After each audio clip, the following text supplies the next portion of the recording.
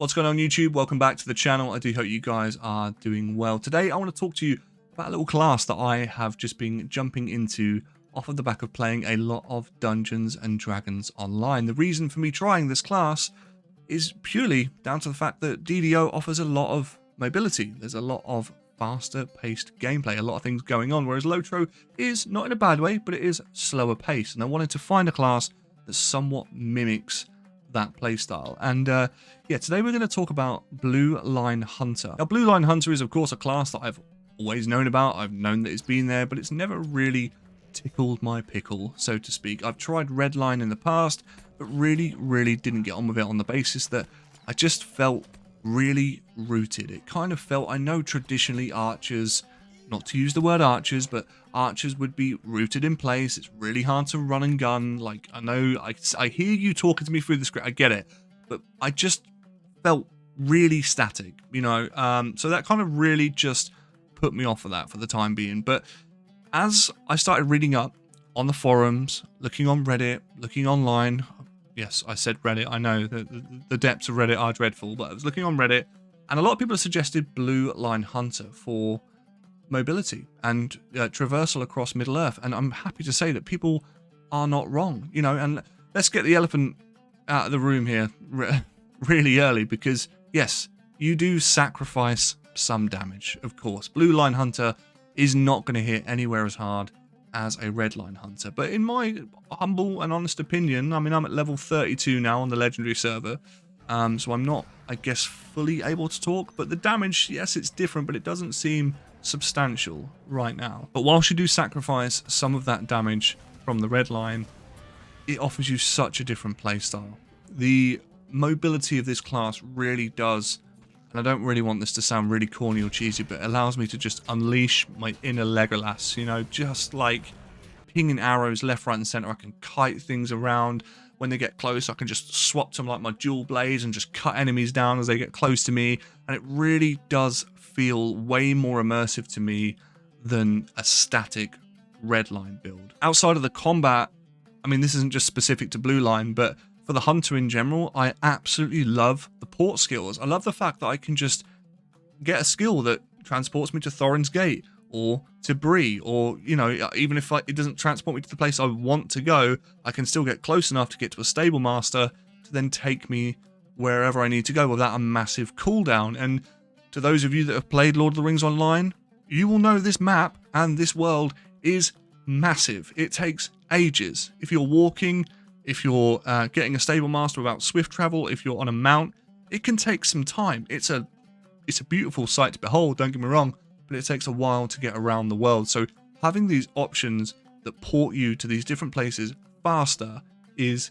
amazing. Not to mention, you also get a skill which allows you to attune and assign yourself to certain campfires throughout Middle-earth. So not only have you got ports that are set to certain towns and cities throughout Middle-earth, but you've also got campfires. You stumble across a campfire, you register to said campfire, and then much like a milestone skill, you can click on it and then teleport yourself across it. So if you're questing in a certain area, there's a campfire that you can assign to, absolutely do that, because you will save yourself an absolute mountain of time. And even if you're not fast traveling, if you're just on foot, one thing I absolutely love about Hunter is the find the path skill, the speed boost, not just for yourself, but for your allies as well. Having a Hunter with find the path really does make a difference. It really makes things just a lot more swift. And actually, when you then start playing other characters that don't have the speed boost, or even just have a temporary speed boost, you really notice the difference. It's so much slower. Outside of the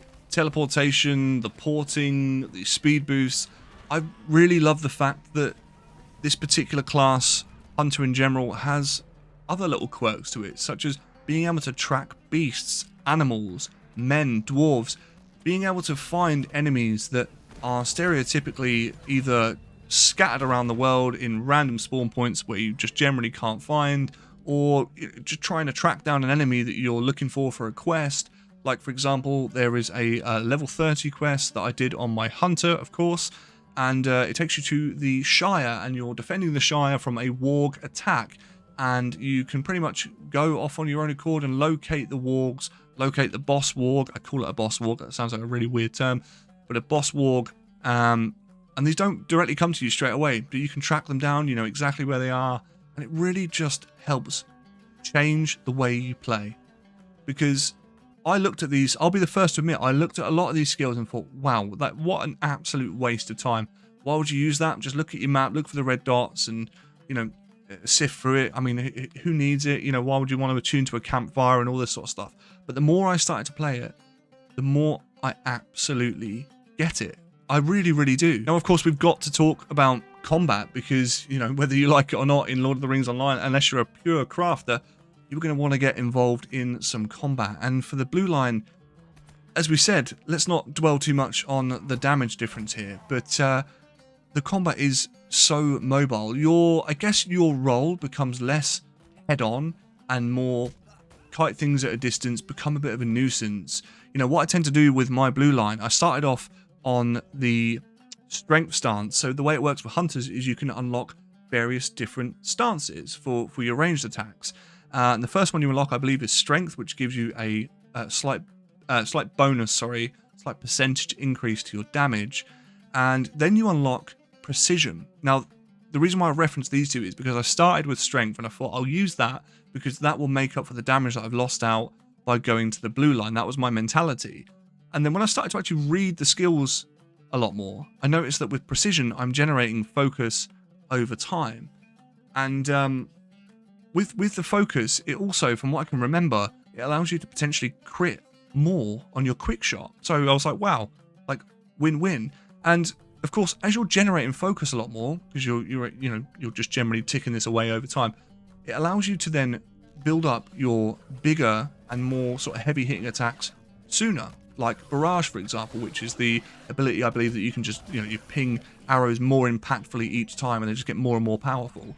And I noticed then that actually the gap that I was trying to bridge with the strength stance has now been overtaken with the precision stance. So that's kind of the way that I've gone with things now, and I'm really, really enjoying it. I like the fact that, if I'm just out questing or running around, which, by the way, I tend to run around a lot more now that I can just attack things on the fly and don't have to be rooted.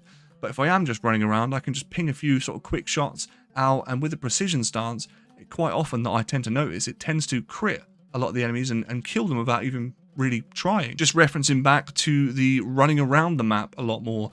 When I was on my Lore Master, I really enjoyed the usage of Wizard's Fire, the fact that I can damage over time, apply these dots to enemies as I'm running around the map. I can just cast, they die in the background, I get XP. And when I was playing Redline or when I was playing my champion, everything seemed really rooted. It seemed like a real effort. Get off the horse, stop, stand in place, pull my bow back, or cast a shout, bring them to me. And I really wanted something I can just, ping enemies and just attack them on the fly to sort of chip them away as I'm traversing and doing different things and just earning a bit more XP there. Speaking of the open world, we are on the legendary server, and I have to just be brutally honest, and this could just be me playing the class slightly wrong initially, but I must admit, on the hunter, the wraiths don't seem particularly easy to take down as a hunter early on. You've got certain skills where you can dispel corruption. I don't know if you get them straight away. I think you have to level up a little bit for them, but even dispelling corruption, I noticed that with Bard's Arrow, which I tend to cast, the fear, I don't know if it used to work or just doesn't work anymore, but most of the Shadow Wraiths are immune to fear. I don't know if they always have been. Someone please correct me if I'm wrong there.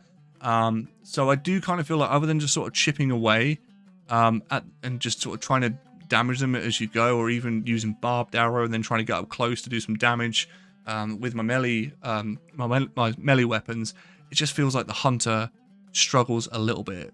It might just be a blue line thing, but I just felt like more often than not, I'm normally like, sod this, I'll just run away. Like, it's really not worth my time. But I'm happy to say that as I'm approaching mid-30s in terms of my level range, it is getting a bit easier. I am taking them down, quite quickly now.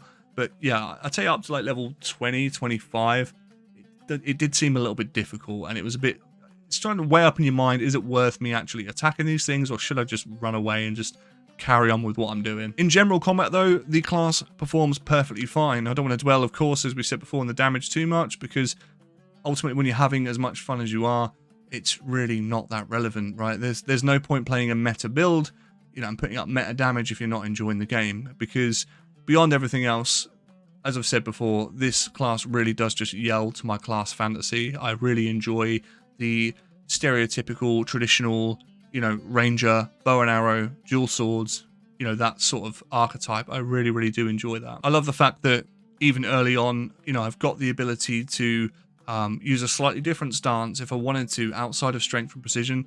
I can't remember the name of it. I want to say maybe agility, something like that, which allows you to build up health regen every time you quick shot something. So if you're using quick shot, if you are using, I forget the name of the arrow that spells corruption, but that will also bring your health back.